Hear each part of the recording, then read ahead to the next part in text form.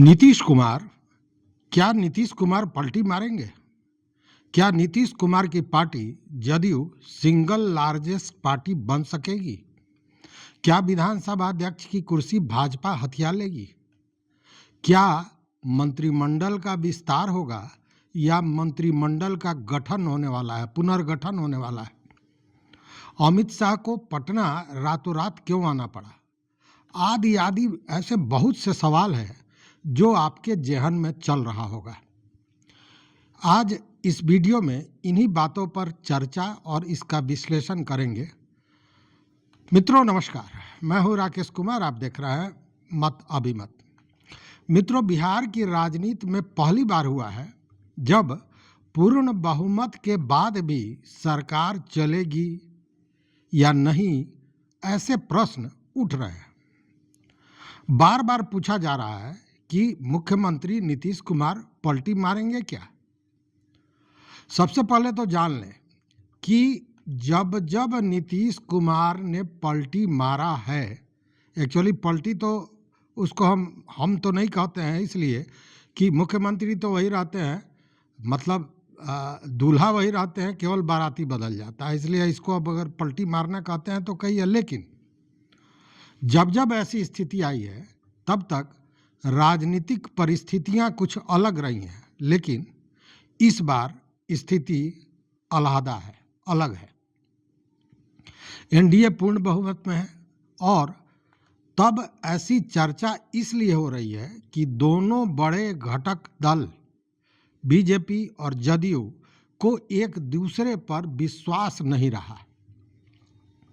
दोनों ही एक दूसरे को छोटा बनाने की जुगत में लगे हुए नजर आ रहे हैं और इसकी चर्चा राजधानी से राजनीतिक गलियारों से लेकर सोशल मीडिया पर चल रही है। मित्रों, अविश्वास की शुरुआत तो चुनाव के पूर्व ही हो गई थी, जब तमाम हंगामे के बाद भी भाजपा नीतीश कुमार के नाम को सीएम के रूप में आगे नहीं ला रही थी, उसकी घोषणा नहीं कर रही थी। और फिर सीट शेयरिंग के समय जो हंगामा हुआ वो आप देख चुके हैं, वो बताने की जरूरत नहीं है।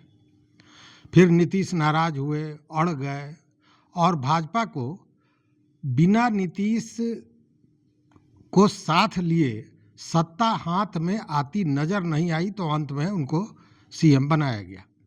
लेकिन उसके बाद गृह मंत्रालय जो लगातार नीतीश कुमार के हाथ में रहता रहा है, वो नीतीश कुमार से ले लिया गया, छीन लिया गया, या उसे आप जो कहें।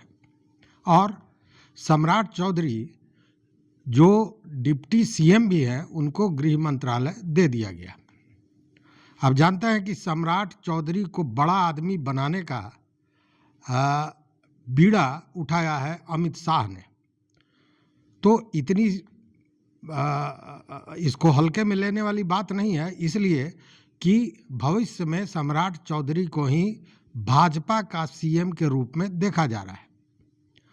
अब इस जीत को, मतलब जो मंत्रालय चला गया गृह मंत्रालय, इसको लोगों ने बीजेपी की जीत के रूप में सामने लाया और कहा कि नीतीश कुमार डम्मी सीएम हो गए हैं, शासन तो दिल्ली से चलेगी, अब नीतीश कुमार के हाथ में कुछ भी नहीं रहा, शासन चला गया, प्रशासन चला गया, पुलिस चली गई, ये सारी चीजें होती रही। लेकिन मित्रों, हमने पहले भी कहा था कि बिहार के राजनीति की परख नीतीश कुमार से ज़्यादा किसी भी नेता के पास नहीं है, या ऐसे कह सकते हैं कि नीतीश कुमार की धमनियों में खून के साथ बिहार की राजनीति बहती है। अब देखिए, जो जानकारी मिल रही है उसके अनुसार नीतीश कुमार के पास प्रशासनिक विभाग, कार्मिक विभाग है, आप जानते हैं, और गृह मंत्रालय का जो मेन चीज होता है, पुलिस तो होती है, उसके साथ आर्थिक अपराध शाखा जो है सो, विजिलेंस है सो, इन सारे चीज़ों को नीतीश कुमार ने गृह मंत्रालय से हटाकर कार्मिक विभाग में दे दिया है। मतलब कि इन सारे चीज़ों पर ट्रांसफ़र हो, पोस्टिंग हो, जो भी हो, आर्थिक अपराध शाखा हो, विजिलेंस हो, ये सारा कुछ आज भी नीतीश कुमार के हाथ में है, जो सूचनाएं मिल रही। मतलब कि गृह मंत्री के रूप में थाना, पुलिस और इसी तरह के काम रह गए हैं, डीजीपी भी अपनी रिपोर्ट सीधे मुख्यमंत्री को देंगे या मुख्य सचिव को देंगे। और इसका कारण भी है, कारण यह है कि यहाँ पे कमिश्नरेट की स्थिति चलती है। मतलब आप देखेंगे कि जिला में भी अगर एसपी हैं तो वो डीएम के तहत होते हैं, डीएम उनको आदेश दे सकते हैं। तो उसी तरह यहाँ भी है, ये महाराष्ट्र वाली हाल नहीं है। महाराष्ट्र में जैसे पुलिस ही सर्वे सर्वा है, लेकिन यहाँ पे कमिश्नरेट होने के चलते एक तरह से कहें कि प्रशासनिक पदाधिकारियों के तहत ही पुलिस को रखा गया है। मतलब साफ है कि ट्रांसफ़र, पोस्टिंग, आर्थिक अपराध, विजिलेंस, ये सारा कुछ नीतीश कुमार के हाथ में है। मतलब किसी पर चाप चढ़ाना हो या आर्थिक अपराध का मामला हो तो आदेश नीतीश कुमार का ही चलेगा। मतलब कि नीतीश कुमार ने गृह विभाग की स्टीयरिंग भले बीजेपी को दे दी है, लेकिन चाबी उन्हीं के पास है। इसका मतलब कि यहाँ जो राजनीतिक खेल खेला नीतीश कुमार ने, उसकी भनक भी भाजपा को लगी या नहीं लगी मैं नहीं जानता, लेकिन एक तरह से कहें कि उन्होंने भाजपा को गच्चा तो दे ही दिया। मित्रों, यही अविश्वास है कि नीतीश कुमार, जदयू और सभी राजनीतिक विशेषज्ञ भी मानते हैं कि बीजेपी का एक ही एजेंडा है कि बिहार में उसका अपना सीएम बने, और यहीं से सीएम पद की जिद नीतीश कुमार ने भी की थी। और ऐसे भी 25 से 30 फिर नीतीश यही चल रहा था। अब मामला विधानसभा अध्यक्ष की कुर्सी को लेकर जो जद्दोजहद चल रहा है उसको है। दोनों ही पार्टियां, बीजेपी हो या जदयू हो, अपनी दावेदारी में लगे हुए हैं। नीतीश कुमार अड़े हुए हैं कि गृह विभाग तो दे दिया, दो उप मुख्यमंत्री दे दिया, विधान परिषद का जो सभाध्यक्ष है वो भी बीजेपी का है। तो ऐसे में विधानसभा का जो अध्यक्ष होगा, स्पीकर होगा, वह जदयू का होगा और यह उसका हक और अधिकार दोनों बनता है। लेकिन मित्रों, इन सब से ऊपर है कि दोनों दल खुद की कद को बढ़ाकर दूसरे को छोटा बनाना चाहते हैं। सरकार में मुख्यमंत्री पद का बने रहना या नहीं बने रहना इस बात पर निर्भर करता है कि किस पार्टी का स्पीकर बनता है। नीतीश कुमार के रडार पर कई विधायक हैं और उनके साथ आ सकते हैं, जो चर्चाएं हैं। राजनीतिक पंडितों और मीडिया की खबरों के अनुसार ओवैसी मतलब AIMIM के 5 में से 4 विधायक और कांग्रेस के 6 विधायक नीतीश के संपर्क में हैं। बहुजन समाज पार्टी का भी एक व्यक्ति है जो संपर्क में है। IP गुप्ता तो साथ में है ही, वो रोज नजर आ रहा है। ये नीतीश के साथ चले जाते हैं तो नीतीश सिंगल लार्जेस्ट पार्टी के हकदार हो जाएंगे। मतलब जदयू सिंगल लार्जेस्ट पार्टी बन जाएगी। मतलब सीधा है कि तोड़ फोड़ की राजनीति पूरे जोरों शोरों पर है। और शायद इसी डर से ओवैसी ने पहले ही नीतीश कुमार का साथ देने का बयान देकर अपने विधायकों को, अपनी पार्टी को बिहार में टूटने से बचाने का प्रयास किया, ताकि वे टूटकर जदयू के साथ नहीं चले जाएं। इधर राजनीति को तेजस्वी ने और भी गरमा दिया है। तेजस्वी यादव ने 119 नेताओं की बड़ी बैठक बुलाई और सभी नेताओं को पटना में रहने को भी कहा है। हालांकि आज तेजस्वी दिल्ली गए हैं अब, लेकिन उन्होंने बैठक बुलाई है। मित्रों, मैं पूर्व में भी कह चुका हूं कि अगर नीतीश कुमार राजद के समर्थन मांगते हैं तो राजद एक क्षण भी गंवाए बिना उनका साथ दे देगी। हालांकि राजनीतिक पंडितों का यह भी मानना है कि राबड़ी देवी प्रकरण इसीलिए शुरू किया गया कि नीतीश और लालू के हाथ मिलाने की स्थिति को रोका जा सके। 10 सर्कुलर रोड का बंगला जो राबड़ी देवी के नाम से आवंटित था, उसे रद्द कर अब 39 हार्डिंग रोड के बंगला को आवंटित किया गया है। राबड़ी देवी इसमें 20 साल से रही है। राबड़ी देवी का मानसिक जुड़ाव या राजद का मानसिक जुड़ाव, लालू जी का मानसिक जुड़ाव वहाँ से रहा है। साथ ही वह राजद के एक तरह से कहें कि वो स्तंभ था जहाँ से राजद अपनी लड़ाई लड़ता रहा है। अब ठन गई है सरकार और लालू परिवार में। राजद के प्रदेश अध्यक्ष मंगनी लाल मंडल ने भी साफ कर दिया कि जो करना हो कर लें, लेकिन बंगला खाली नहीं होगा। इसे राजद नीचा दिखाने वाली राजनीति या प्रतिशोध मान रही है। वहीं सत्ताधारी पार्टियां जो है वो इसे नियमों का हवाला देकर जायज करार कर रही हैं। बहरहाल सबके बाद भी राजद अपना राजनीतिक भविष्य तो निश्चित रूप से देखेगी और नीतीश कुमार का आमंत्रण मिला तो इशारा मात्र पर भी समर्थन देने के लिए वो तैयार हो जाएगी नीतीश कुमार को। मित्रों, जानते ही हैं कि कैसे उपेंद्र कुशवाहा को, जो कभी जदयू के सेकंड मैन कहे जाते थे, नीतीश कुमार के बहुत करीबी माने जाते हैं, नीतीश कुमार ने उनको अपने शीशे में उतार लिया है। उपेंद्र कुशवाहा के बेटे आनंद प्रकाश को मंत्री पद दिया गया है, जबकि वो किसी सदन के सदस्य नहीं है। उनको कहा गया कि विधान परिषद की सदस्यता मार्च में जब हो गई तो वो दे दिया जाएगा। उपेंद्र कुशवाहा के राज्यसभा सदस्य का भी जो सीमा है वो समाप्त हो रहा है, तो ऐसे में वो राज्यसभा सदस्य जदयू से बनाए जा सकते हैं। और उपेंद्र कुशवाहा ने तो साफ भी कर दिया कि ये बिहार है, महाराष्ट्र नहीं। नीतीश कुमार के साथ कुछ भी गड़बड़ हुआ तो वो चुप नहीं बैठेंगे। हालांकि आज पटना एयरपोर्ट पर दिल्ली जाने के क्रम में उन्होंने तेजस्वी पर जो तंज कसा उसको मीडिया बहुत बड़ा बनाकर देख रही है और कई तरह के कयास लगाया जा रहा है। लेकिन मेरा मानना है कि विरोधी के लिए यह जो शब्द है वो स्वाभाविक भी है और सामान्य भी है। सर, फ्लाइट छूट जाएगा। एनडीए सरकार ने जो वादा किया था सर नौकरी रोजगार को लेकर, वो पूरा हो रहा है, क्या कहिएगा? 100% पूरा हो रहा है। देखते जाइए, जितना हम लोगों ने कहा है उससे ज्यादा करेंगे। कांग्रेस समीक्षा हो गया फ्लाइट छूट रहा है। कांग्रेस समीक्षा कर रही है, करने दीजिए। कांग्रेस का जो रवैया है उस समीक्षा करने से भी उनको कोई लाभ नहीं। अरे जान फ्लाइट छूट गया। तेजस्वी दिल्ली का कुछ बोल नहीं रहे हार के बाद सर, दिल्ली रवाना हो गया अभी तुरंत गए। अरे बोलती बंद है उनकी, क्या बोलेंगे, बोलती बंद है।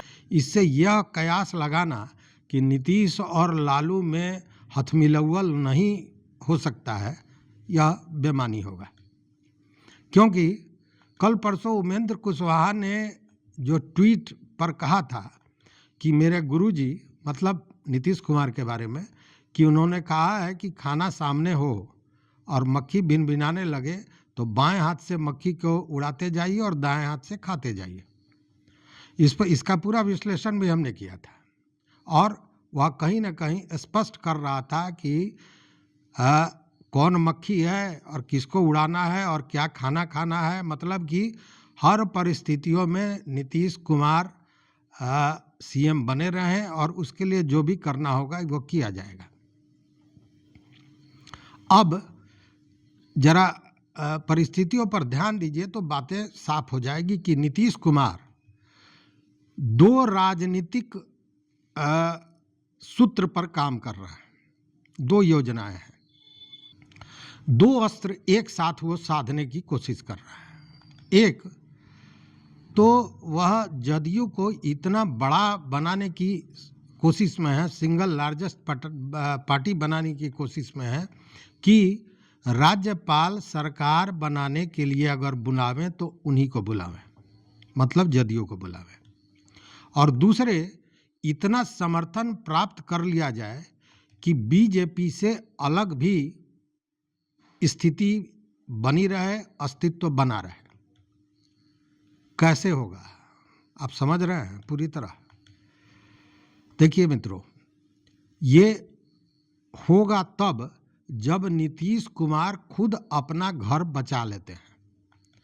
ऐसे में अमित शाह का पटना आना इस मामले को और भी संवेदनशील बना देता है। देखिए मित्रों, बीजेपी भी इन सभी परिस्थितियों को समझ रही है और जदयू के लोगों पर उनकी भी नज़र है, कांग्रेस के लोगों पर भी नज़र है। और इस संख्या में कि खुद भाजपा अपनी सरकार बना सके, इसकी भी कवायद भीतर खाने चल रही होगी। बीजेपी को इसमें महारत हासिल है, लेकिन जदयू के विधायकों पर नीतीश कुमार की पूरी नज़र है और पूरी तरह अपने नियंत्रण में रखने का प्रयास जारी है। हालांकि यह भी चर्चाएं चल रही हैं कि कई विधायक ऐसे हैं कांग्रेस के भी और AIMIM के भी, जदयू के भी, जिनके फ़ोन नॉट रीचेबल बता रहे हैं या आउट ऑफ कवरेज एरिया बता रहे हैं। यह किस ओर इशारा करता है यह भी समझ लीजिए। एक बैठक भी अमित शाह के साथ तय हुई थी नीतीश कुमार की, लेकिन नीतीश कुमार बैठक छोड़कर चले गए और वो बैठक नहीं हो सकी, यह भी चर्चा सुर्खियों में। अमित शाह का क्या प्लान है? क्या वो गठबंधन बचाने के प्रयास में है या नीतीश कुमार को निपटाने के प्रयास में है? मतलब कि विधानसभा अध्यक्ष अपनी पार्टी बीजेपी का बनाने का जो उनका फॉर्मूला है वो पूरा करने पहुंचे हैं या मामले को निपटाकर आपसी सहमति से NDA की सरकार को बचाए रखने का प्रयास है। जो भी होगा 2-3 दिनों के अंदर में स्थिति साफ हो जाएगी। 1 दिसंबर से विधानसभा की सत्र बुलाई गई है और तब क्या होगा यह एक बड़ा प्रश्न है। चूँकि उसके बाद आप जानते हैं कि सबसे पहले तो जो विधायकगण हैं उनको शपथ दिलाई जाती है, फिर पक्ष विपक्ष के नेता को मान्यता दी जाती है और उसके बाद तब विधानसभा अध्यक्ष का चुनाव होगा। अब देखने वाली बात यह है कि उस चुनाव के पूर्व आपसी रजामंदी हो जाती है या नहीं। अगर हो जाती है तो स्थितियां सुधर जाएंगी, नहीं होती है तो हो सकता है कि यह एक तरह से कहे कि शक्ति प्रदर्शन की बात हो जाएगी और उस स्थिति में क्या होगा आप जान रहे हैं। नीतीश कुमार के साथ MIM आ सकता है, महागठबंधन पूरा आ सकता है, फिर गुप्ता जी हैं, उधर BSP है। मतलब कि ये जितने भी विरोधी लोग हैं उनको नीतीश कुमार के साथ जाने में कोई परेशानी नहीं है।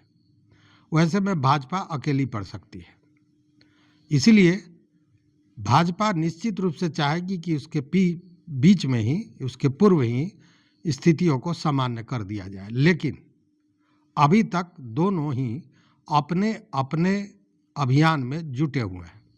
कहने का मतलब यह है कि उसके बाद ही तय होगा कि मंत्रिमंडल का विस्तार होगा या मंत्रिमंडल का पुनर्गठन होगा।